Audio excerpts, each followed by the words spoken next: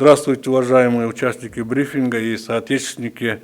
Как вам известно, 21 марта 2020 года проведено заседание Совета Безопасности Кыргызской Республики с участием президента Кыргызской Республики, где принято решение рекомендовать правительству Кыргызской Республики ввести режим чрезвычайной ситуации на территории Кыргызской Республики, в связи с чем в целях принятия оперативных мер по дальнейшему нераспространению коронавирусной инфекции, также в соответствии с законом о гражданской защите Кыргызской Республики, решением правительства Кыргызской Республики будет введен режим чрезвычайной ситуации до особого распоряжения с 22 марта 2020 года. В режиме ЧС ситуация государственными органами будут выполнены следующие мероприятия.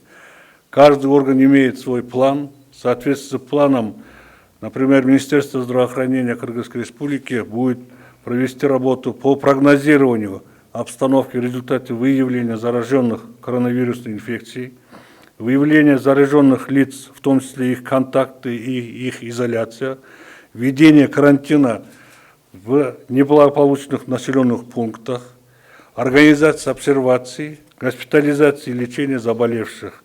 Министерство чрезвычайной ситуации Кыргызской Республики будет заниматься проведением дезинфекции мест массового скопления людей, улиц, территорий совместно с местной администрацией, оборудование обсервационных зон для размещения граждан и их всестороннее обеспечение, координировать действия всех служб гражданской защиты, Министерства внутренних дел, обеспечение охраны общественного порядка в карантинных зонах, организация патрулирования территории по соблюдению карантина, совместно с Министерством здравоохранения выявление лиц, находящихся в контакте с зараженными, минимизировать передвижение граждан транспорта в карантинных зонах.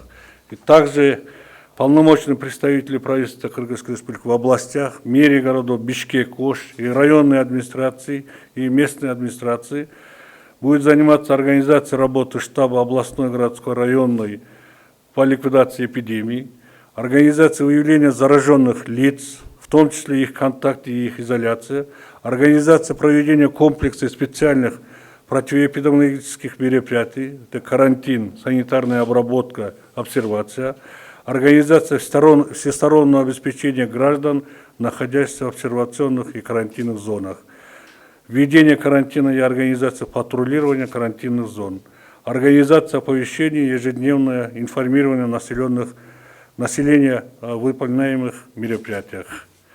Коротко, информация такова.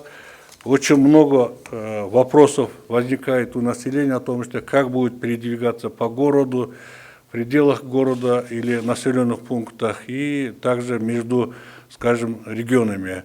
Естественно, будет минимизироваться передвижение населения в цели минимизирования заражения или контакта населения с зараженными лицами.